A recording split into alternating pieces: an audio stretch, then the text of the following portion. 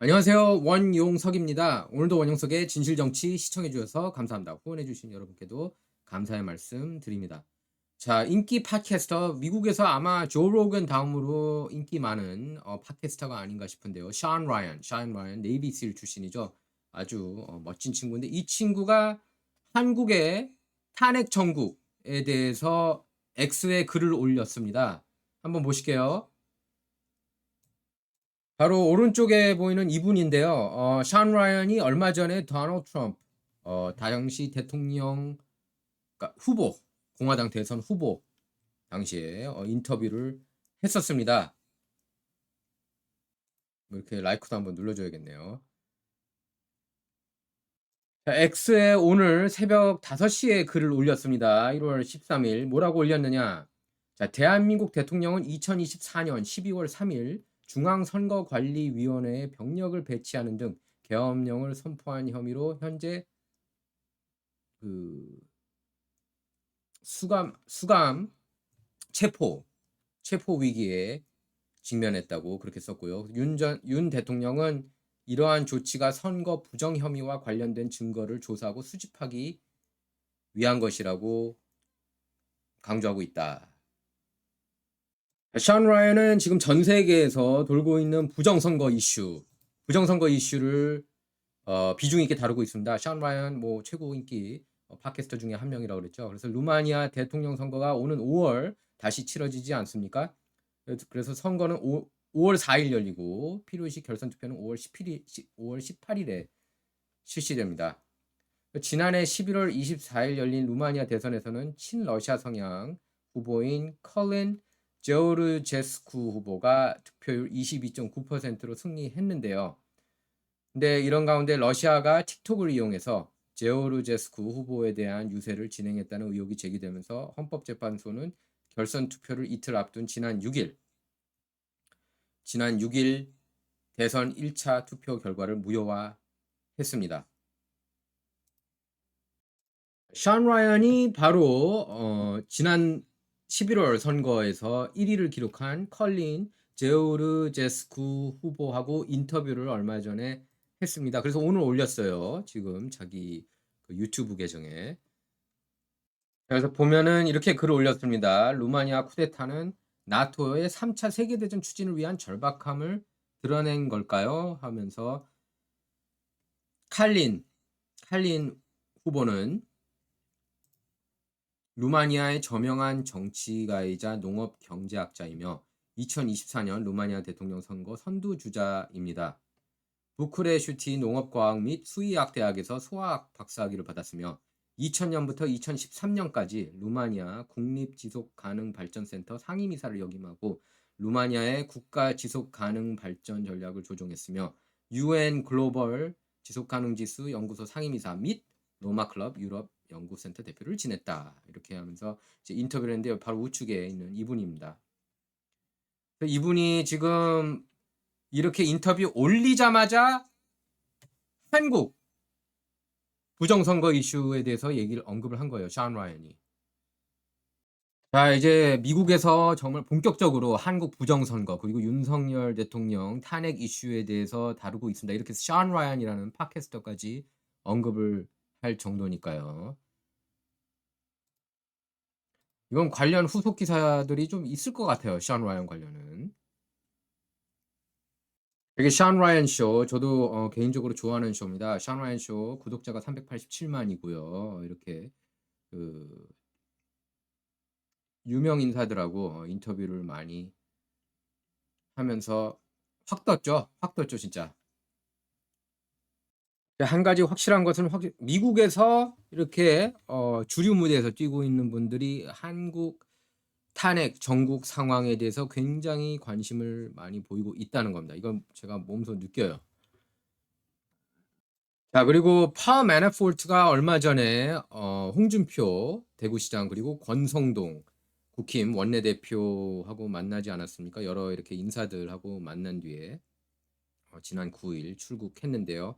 뭐 일부 보도에 따르면 일부 방송에서 내보낸 것 따르면은 파워 매니포르트가 국제 사기꾼이다. 어, 저하고도 이제 좀 친분이 한 번 저랑 이제 식사 한 번 했는데요. 한국에서 저기 백모 님도 그렇게 얘기를 했는데 제가 볼 때는 저는 파워 매너포트가 사기꾼이라고 생각하지 않습니다. 파워 매너포트는 트럼프 측근인 건 맞고 2024년 대선 캠프에도 합류하기로 예정돼 있었습니다.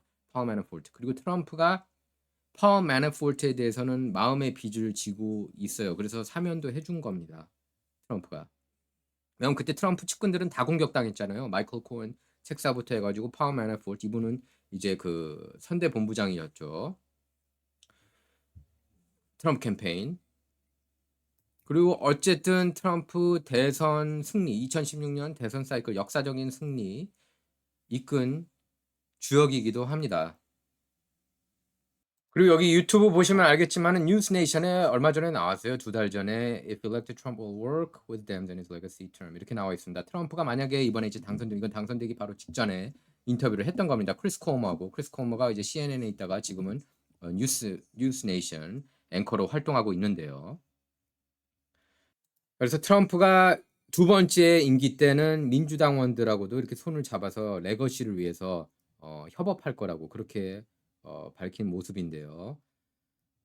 여전히 트럼프에 대한 열렬한 지지를 보내고 있는 그런 인사입니다. 트럼프가 다시 데려오려고 했던 것도 사실이고요. 이것도 컨펌 된 거예요. 그러면 만약에 그런 국제 사기꾼이라면 정말 말 그대로 트럼프가 다시 데려오려고 했겠습니까? 그리고 사면을 해줬을까요?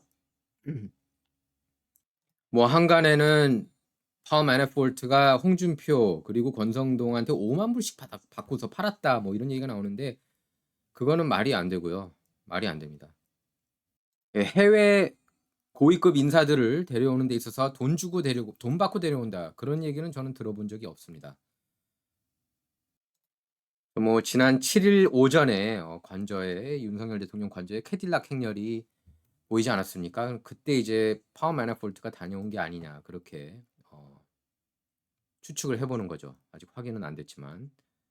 근데 뭐 홍준표, 권성동이 5만 불씩 주고 간다. 트럼프 취임식한다. 그 얘기는 사실이 아니에요. 파워 매너포트가 이제 교도소 간 건데 그 교도소 갔던 거는 트럼프 러시아 내통 조작 스캔들. 그 조작된 거 아시죠? 민주당 진영에서 완전히 조작하고 FBI, CIA 다 뭉쳐가지고 조작한 스캔들이 트럼프 러시아 내통 스캔들인데 그 과정, 그 수사 과정에서 이분이 이제 트럼프 러시아 내통의 그 핵심 인물로 활동해서 이렇게 그 교도소에 갔다기보다는 과거 우크라이나 집권당으로부터 그때 이제 1270만 달러 현금을 수수한 의혹을 받고 그때 선대위원장 자리에서 물러난 적이 있었습니다. 러시아하고 내통한 건 아니에요. 결국에 어떻게든 딥스테이트에서 트럼프 러시아 내통 스캔들 관련 증거를 잡아야 되는데 안 잡히니까 이 사람의 과거 약점들을 캐고 캐서 잡힌 그런 케이스인데 뭐 잘못은 한 거죠. 뭐 뇌물을 받았다고 하니까 거기에 대해서 네, 뭐 굉장히 억울한 분이에요. 만약에 트럼프 캠페인 대선 캠페인 매니저 선대본부장이 아니었다면 교도소에 갈 일은 없었을 겁니다. 저는 확실해요, 그거는. 매너폴트는 2018년 9월 트럼프 러시아 내통 스캔들 거기에 대한 형량 협상을 수락하면서 이건 내통은 안 했지만 트럼프 러시아하고 관련되지 않는 전혀 다른 이슈로 이제 이분이 형량 협상을 수락을 했습니다. 그래서 수년 동안 우크라이나 정치인들을 위해 일한 것과 관련된 자금 세탁, 세금 사기 그리고 불법 해외 로비 이거 여기에 대해서 이제 인정을 했어요. 그래서 매너폴트가 수사관들에게 이제 거짓말을 하면서 대배심 앞에서 거짓말을 했다. 그래서 이제 형량 합의를 하면서 교도소에 갔던 거죠. 그래서 굉장히 고생했죠, 이분이. 근데 이런 식으로 따지면은 민주당 쪽도 다 교도소 한 번씩 가야 돼요. 선대본부장부터 해가지고 이렇게 이 잡듯이 털어서 먼지 안 나는 사람 없잖아요. 털어서 먼지 나가지고 잡힌 케이스입니다. 파워 매너폴트는 국제 사기범이라 뭐 예전에 뭐 그걸 사기라고 치면은 뭐 사기라고 할 수 있겠지만 트럼프 상대로 뭐 뒤통수 세게 때렸다 이런 사람은 아니에요. 트럼프는 정치적으로 희생양이 됐다. 해가지고 지난 2020년 12월 23일 퇴임 직후 퇴임 직전에 파워 매너폴트를 사면해줬습니다. 만약에 정말 나쁜 사람이면 사면해줬을까요? 트럼프가 자기한테 배신 때리고 그 등에 칼을 꽂았다면 안 그랬겠죠. 사면을 그렇게 해줬습니다. 트럼프가. 그래서 지난해 3월부터 트럼프 2024년 캠프에 합류한다는 보도 내용들이 계속 나왔었어요. 예. 그래서 저는 파워 매너폴트를 정치적인 가장 큰 희생양 중에 한 명이라고 봅니다. 예, 이분 되게 안 되는 거예요. 트럼프하고 손잡으면서 아주 교도소 가면서 찐고생 다 한 사람입니다. 트럼프 측근으로 볼 수가 있습니다. 여전히. 트럼프가 다시 데려오려고 했다니까요. 이분을.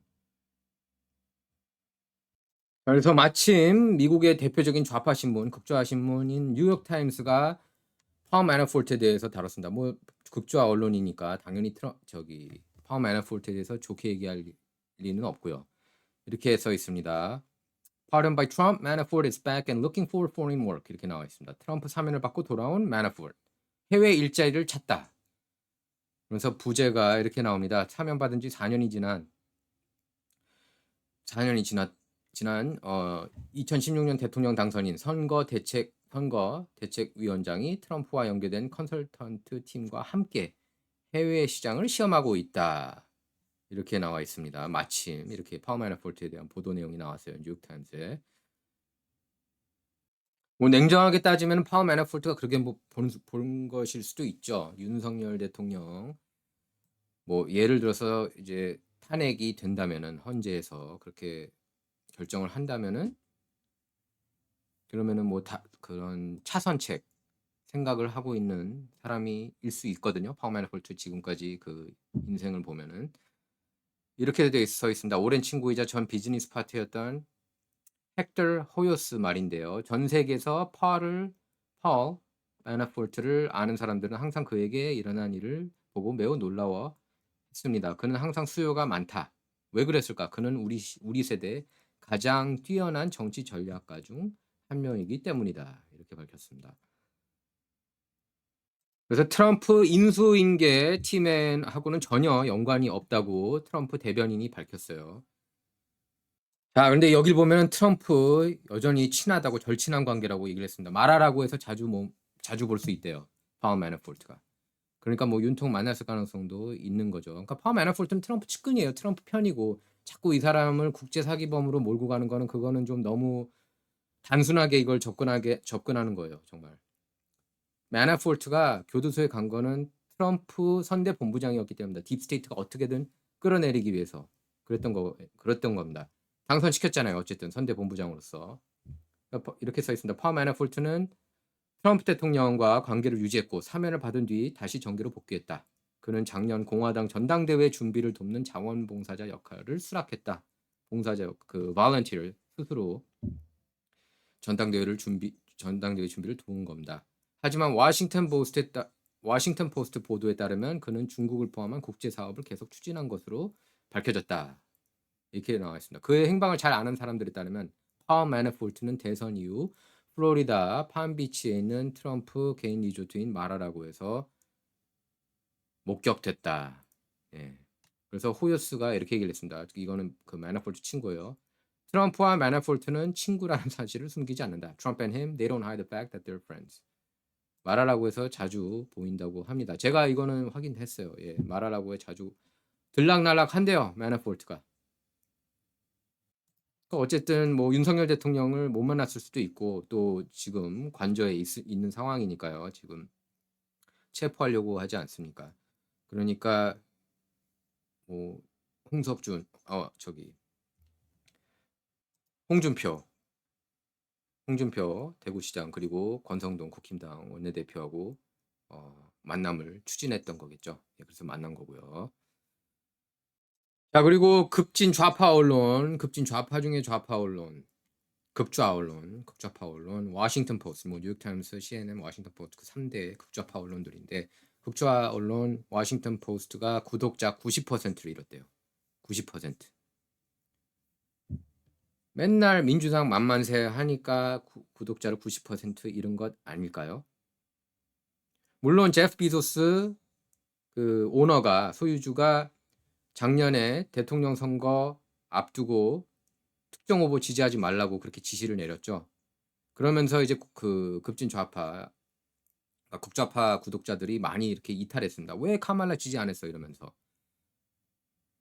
이렇게 밑에 보면 써 있습니다. 워싱턴 포스트는 어둠 속에서 민주주의가 죽어가는 것처럼 죽어가고 있다. 이게 이제 슬로건이죠. 워싱턴 포스트 슬로건. 그 democracy dies in darkness 그러면서 비웃을 만한 슬로건은 제쳐두고 워싱턴 포스트 몰락은 지극히 편향된 매체가 되어서 스스로 신뢰할 수 없는 사회적 해설자임을 증명했을 뿐만 아니라 지지하는 이념이 절대적인 실패임을 입증했기 때문에 나온 당연한 결과다. 이렇게 레드스테이트에서 진단했습니다. 워싱턴 포스트 구독자 90% 이런 것에 대해서요. 이렇게 나와 있습니다. 따라서 수년에 걸쳐 독자층이 어느 정도 완전히 이탈해서 뉴스 업계의 골리앗이었던 과거의 그림자만 남게 된 것은 놀라운 일이 아니다. semaphore.com에 따르면 와포는 트래픽이 급격히 감소했으며 그 감소폭은 매우 컸다. 2021년부터 1일 사용자 대비 2021년 대비 90% 감소했다. 자, 대한민국 어떻게 보면 역대 최고 보수 진영 스타라고 할 수 있는 윤석열 대통령. 윤석열 대통령인데요. 슈퍼스타, 레전드, 보수 진영의 슈퍼스타이자 레전드인데 한국 정치에서. 근데 15일 윤 대통령 체포 집행 유력, 경호처 진압 500명 선발 투입 이렇게 조선일보가 보도했습니다. 경찰 1000명 투입, 500명은 윤 체포에 이렇게 나와 있는데요. 체포하면 나라 뒤집어집니다. 정말. 탄핵 말할 것도 없고요. 저는 탄핵이 안 될 거라고 봐요. 지금 지지율이 뭐 거의 50% 육박하고 실제로는 50%를 넘어섰다 이런 얘기도 나오고 있어서 저는 탄핵이 안 될 거라고 봅니다. 예, 헌재가 탄핵은 위헌이라고 그렇게 판결할 것으로 저는 내다봅니다. 그리고 민주당 진영에서는 부정선거를 어떻게든 가리려고 그런다 이렇게 써 있습니다. 더불어민주당 이재명 대표가 국힘에서 제기하는 카카오톡 검열 논란에 대해서 카카오톡이 허위뉴스 성역인가 이렇게 반박에 나섰다고 그러는데요. 동아일보 보도입니다. 이 대표는 최고위원회에서 허위뉴스는 민주주의의 적이다 이렇게 얘기를 했어요. 허위뉴스? 어떤 걸 허위뉴스라고 하는지 모르겠습니다. 그래서 여기 댓글에 깐깐이님이 이렇게 썼어요. 김어준 뉴스공장에서 가짜뉴스를 그렇게 양산할 때는 입 X 닫고 가만히 앉아있던 놈들이 자신들에게 불리한 뉴스는 가짜뉴스라고 카톡까지 검열하겠단다. 북한의 되정은이 닮은 놈이네. 완전히 이걸 보면은 미국하고 지금 상황이 똑같았던 것 같아요. 미국하고 상황이 똑같아요. 100% 싱크로율 100%. 미국도 주류 진영, IT 진영 그쪽에서 허위 정보, 잘못된 정보 내보내고 있다고 하지 않았습니까? 반대 진영에 대해서 깨어있는 진영에 대해서 적반하장 카드를 쓰는 거죠. 똑같은 상태라고 볼 수가 있겠습니다. 지금 한국도. misinfo, disinfo라는 말을 굉장히 많이 썼거든요. 근데 가장 많이 misinfo, disinfo를 퍼뜨렸던 게 뉴욕타임스, 워싱턴 포스트, CNN, ABC, MBC, CBS였습니다. 뭐 코로나부터 해가지고 뭐 선거 이슈도 그렇고 트럼프 러시아 내통 조작 스캔들도 마찬가지고 뭐 다예요 다. 웬만한 뉴스 거의 다. 트럼프에 관련된 뉴스는 거의 95% 이상이 가짜 뉴스였다고 보셔도 과언이 아닙니다. 메인스트림 미디어.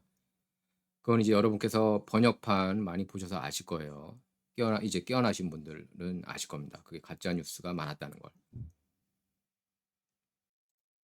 자, 마가 진영이 트럼프 진영이 윤석열 대통령을 지지하고 있는 모양새면은 딥스테이트 쪽이 이제 민주당 쪽을 지지하는 더불어민주당 쪽을 지지하는 그런 모양새가 아닌가 싶습니다. 제이크 설리번 백악관 국가안보보좌관은 구조적이면서 장기적으로 볼 때 한미 동맹은 믿을 수 없을 정도로 건강하다. 이렇게 얘기를 하면서도 윤 대통령의 계엄령 선포에 대해서는 충격적이다. 잘못됐다. 이렇게 이거는 내정 개입 아닌가요? 네? 우리는 이제 헌법적 절차대로 진행되는 것을 보고 있다. 그러니까 교도소 체포돼야 된다는 듯이 얘기하는 것 같아요. 지금 제이크 설리번. 바이든 정부에서는 윤 대통령이 마음에 안 드나 봅니다. 제이크 설리번은 윤 대통령을 또 이렇게 비판했습니다. 우리는 폭력 없이 한국 헌법에 따라 이루어지길 바란다. 그 절차가. 계엄령 선포할 때도 폭력은 없었습니다. 유혈 사태 없었고 인명 피해 없었습니다. 그걸 모르나 봐요. 제이크 설리번은. 그러면서 나는 한국이 한미 동맹에 대해 지속해 헌신하는 더 강한 민주적 국가로 이번 사태에서 빠져나올 것으로 믿는다. 이렇게 밝혔어요. 또 트럼프 2기 정부 한미 동맹과 관련해서는 세 팀이, 그러니까 트럼프 팀이 동맹 관계를 어디로 가져갈지 모르겠지만 한국의 정치적 혼란에도 불구하고 한미 동맹은 성공을 위한 준비가 잘 돼 있다고 생각한다. 이렇게 말했습니다.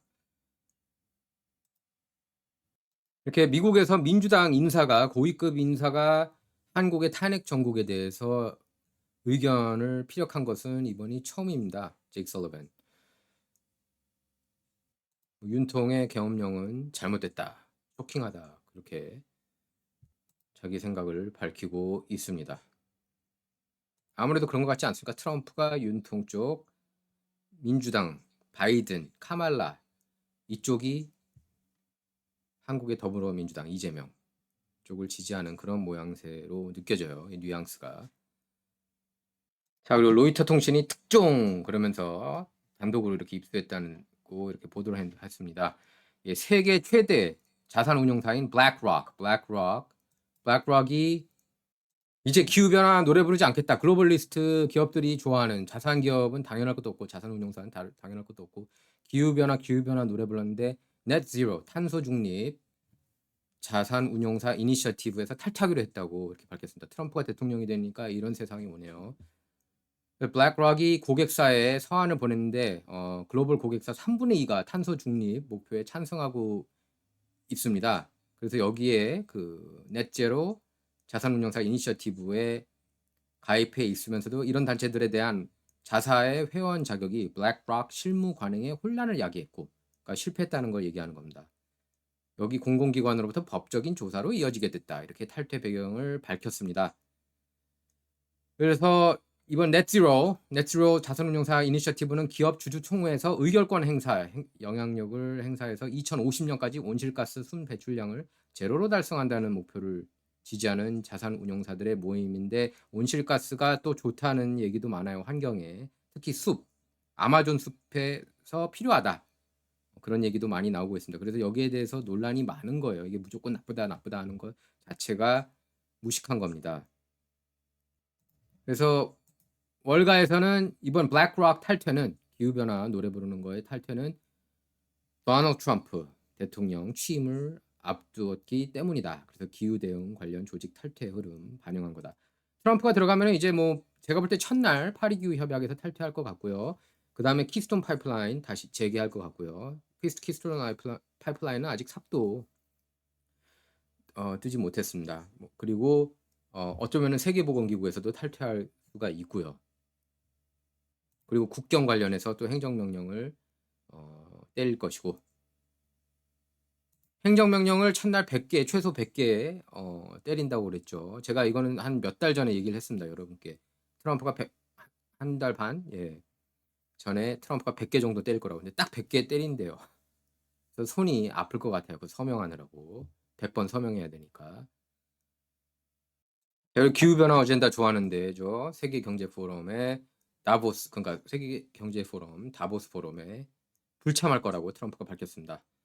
트럼프가 당연히 뭐 다보스 포럼에 대해서 좋게 생각할 리 만무하죠. 그래서 다보스 포럼은 이제 20일부터 24일까지 열리는데 20일 이제 트럼프가 취임을 하죠. 다보스 포럼 그러면은 딱 생각나는 사람이 있죠. 클라우스 슈왑 아주 그냥 글로벌리스트 어젠다의 상징과 같은 존재죠. 예. 독일 태생이고 창립자고 포럼 집행위원장을 맡고 있습니다. 다보스 포럼에서요. 원래 CEO였다가 집행위원장으로 한 단계 내려갔는데 하버드대 교수로 재직하던 1971년 유럽 기업인 400여 명을 초청해서 유럽 경영자 포럼이라는 모임을 처음 열었습니다. 이후 포럼 참석 대상을 전 세계로 넓혔고요. 74년부터는 정치인이 참여하기 시작했고 1987년에 현재 명칭인 세계 경제 포럼 World Economic Forum으로 개칭하고 연례 행사로 자리 잡았습니다. 매년 1월에 하죠. 우리 영김 의원이 이제 동아태 소위원장이 됐죠. 그래서 영김 의원은 확실하게 윤석열 대통령 쪽, 국힘당 쪽 입장을 더 이해하는 그런 모습입니다. 지금 보면은 뭐 The Hill 기구에서도 그렇게 아주 강력하게 얘기를 했죠. 미국 언론을 포함한 언론 보도가 반윤석열 시위에 매우 집중해 왔지만 탄핵에 반대하는 한국인들도 매일 서울 중심인 광화문으로 나와 태극기와 성조기를 흔들고 있다. 뭐 5배에서 10배는 더 많다고 그러죠. 안타깝게도 서방 미디어는 이런 이미지를 대부분 무시하고 있다고 했습니다. 또 한미동맹이 미국에서는 광범위한 초당적 지지를 누리고 있지만 한국에서 대통령 탄핵을 주도한 이들을 포함한 정파들은 한미동맹과 한미일 3자 협력을 약화하려고 해왔다. 이렇게 지적했습니다. 지금은 우리의 합동연습, 인적 교류, 정보기술 협력을 확대해야 할 시간이지 축소할 때가 아니다. 불행하게도 윤 대통령에 대한 탄핵 소추안 원본은 윤통이 북한, 러시아, 중국을 적대시해 동북아시아에서 한국을 고립시키고 너무 친일본이라고 주장하고 있다. 이거 자꾸 프레임을 씌우고 있다는 겁니다. 더불어민주당 쪽이. 그래서 탄핵을 주도한 정파가 한국전쟁 종전선언을 추진하고 있다. 매우 위험한 생각을 갖고 있다고 지적했습니다. 그래서 북한 양보가 없는 너무 이른 종전선언은 북한과 중국의 주한미군 철수와 한미연합훈련 중단을 요구할 빈밀을 줘서 주한미군을 위태롭게 할 것이라고 지적했습니다. 또 한국의 정치적 혼란, 반미 선전 증가는 중국과 북한 같은 적들이 한미동맹의 약점을 이용하도록 하는 청신호라고 그렇게 지적했는데 정확하게 아주 면밀하게 지적했습니다. 영김 의원이. 자, 그리고 데이빗 와이스 특검 헌터 바이든을 이렇게 사면한 헌터 바이든 조사를 했던 특검이었죠. 랩탑 관련해서. 그런데 특검이 와이스 특검이 헌터 기소 최종 보고서에서 조 바이든을 맹비난했습니다. 사면한 것을 두고요. 자기 아들을. 와이스는 헌터 바이든을 사면한 바이든 대통령을 비난하면서 바이든이 법무부 관리들을 악의적으로 이렇게 비난했다고 지적했습니다. 그래서 이제 그 기사를 보면은요, 지금 이게 팍스뉴스에서 막 보도한 건데요. 특검 데이빗 와이스는 헌터 바이든에 대한 수년간 수사에 대한 보고서에서 바이든 대통령을 비난했다고 그랬습니다. 바이든 아들에 대한 수사 최고사령관 특성화가 잘못됐고 불공정하게 법무부 관리들을 비방했다고 하면서 대통령 사면으로 인해서 첫째 아들에 대한 추가 혐의가 정당화되는지 논의하는 게 부적절하다고 지적했습니다. 아주 강력하게 비난한 거예요, 조 바이든을. 왜 사면해줘? 왜 법무부 괴롭혀? 왜 그렇게 압력을 넣어? 이렇게 지적한 거예요. 자, 그리고 유진유 씨 여기 뭐 벌써 누가 JBC 뉴스에서 이렇게 올라왔는데요. 한국은 유진유 트럼프 비밀 특사였다 단독 이렇게 올렸는데요. 앞서 밝힌 것처럼 유진유 씨는 이제 공화당 그 유력 인사라고 보기는 좀 힘듭니다. 예, 그리고 이렇게 23%밖에 득표율을 기록하지 못했고요. 완패를 했는데 이제 작년 선거에서 그 전에 이제 연방 하원에서 출마한 적이 있었더라고요. 연방 하원에도 이제 출마하고 제가 확인한 결과 윤 대통령 변호팀하고 접촉은 없었던 것으로 확인이 됐습니다. 예, 변호팀 쪽에 제가 이제 알아봤는데 접촉이 없었어요. 모르겠습니다. 뭐 본인은 이제 접촉했다고 그렇게 뭐 얘기를 했는지 모르겠습니다. 아직은 제가 듣기로는 그런 것 같아 그렇게 얘기를 했다고 들었어요. 제가 확인한 바에 그 변호팀이 총괄하시는 분이라고 해도 과언이 아닌데 그분 이렇게 통해 가지고 들은 바에 따르면은 윤통 쪽하고는 접촉이 따로 없었던 것으로 알고 있습니다. 그렇게 컨펌을 해줬어요. 제가 볼 때 윤통이 만난 인사는 아마 매출랍이 유일하지 않나 싶어요. 매출랍 아니면 어쩌면 파워 매너포트 그렇게 2명. 또 파워 매너포트가 한국까지 갔는데 뭐 윤통만 만나고 오긴 그럴 수도 있어서 뭐 홍준표, 권성동 만났을 수도 있고요. 아직 확인이 되진 않았습니다. 파워 매너포트. 근데 어쨌든 뉴욕타임스에서 확인한 거는 이거는 제가 뉴욕타임스 보도지만 믿어요. 여전히 트럼프하고 절친한 관계다. 파월 매너포트가. 그래서 지금 보면은 막 그런 것 같아. 한국 쪽에서도 뭐 내가 트럼프랑 친하다, 내가 윤통하고 친하다 이런 사람들이 많이 있어가지고 이렇게 가려내는 작업을 해야 돼요. 저는 여러분께 분명히 말씀드려요. 저는 이렇게 완전히 확인되고 정말 공신력이 있고 파워풀한 그런 존재가 저한테 얘기하지 않으면 저는 여러분께 전달하지 않습니다. 예. 그리고 이제 엠바고 요청을 누가 하면은 저는 그거 엠바고 요청을 다 들어주고요. 중요한 건 다 들어줍니다. 그런 거는 엠바고는 지켜야 되니까. 그런데 이제 확인된 거는 이제 비밀 특사는 아니고 유진유 씨가 스스로 이렇게 가서 뭐 스스로 해도 괜찮은 거죠. 그래서 이제 뭐 정보 보고 하겠죠. 트럼프 쪽에 트럼프 그 밑에 그 캠페인 쪽에 뭐 이런 상황이다. 지금 여러 가지 루트로 이렇게 들어가고 있어요. 어쨌든 제가 볼 때는 가장 중요했던 그런 역할을 한 거는 매출랍이 아닌가 싶습니다. 매출랍이 어 탄핵이 된 직후 윤통하고 만났다는 건 어 굉장히 의미심장했다. 예. 거의 거기서 이렇게 결판나지 않나 모든 게. 매출랍이 미국에서 갑자기 한국까지 가 가지고 탄핵된 직후에 만났다는 거는 그전부터 이걸 어느 정도 준비하고 있지 않았나. 저는 이제 그렇게 추론을 해 봅니다. 이제 다른 분들은 자기네들이 뭐 특별하게 이제 뭐 관계가 있다는데 그런 건 아니고 이제 트럼프가 따로 한국에 보낸 이런 특사는 없지만은 여기저기 뭐 정보는 없겠죠. 한국에 있는 언론들 또 이제 이렇게 뭐 유튜브 통해서 그걸 또 뭐 번역해서 이렇게 넘겨주는 것도 많이 있을 것이라고 생각을 합니다. 예. 워낙 중요하니까. 미국 대통령은 세계 대통령 아닙니까? 어떻게 보면. 자, 이제 취임식까지는 일주일밖에 남지 않았는데요. 자, 잠시 전할 말씀드리겠습니다. 메가 알부민 저도 매일 복용하는데요. hnhkorea.com 그래서 추천인 저기 회원가입 먼저 누르신 다음에 추천인 진실정치 그리고 할인 코드 W20 기재하시면 20% 할인을 받으실 수가 있습니다. 후원 주소는 다음과 같습니다. 이렇게 이제 미셸 박스틸 전 연방 하원의원인데요. 현재 이제 주한 미국 대사 유력 후보로 아직 확정이 안 됐습니다. 그 댓글 보니까 막 물어보시는 분이 많은데 유력 후보로 그렇게 거론이 되고 있고요. 그래서 연방 상원 인준이 필요한 만큼 좀 시간이 걸릴 수도 있습니다. 아직 트럼프가 공식적으로 이렇게 지명하지는 않았습니다. 이제 트럼프가 이제 취임식 얼마 안 남았다고 제가 얘기를 했는데 저 취임식 관련해서는 다음 에피소드에서 좀 더 자세히 다루도록 하겠고요.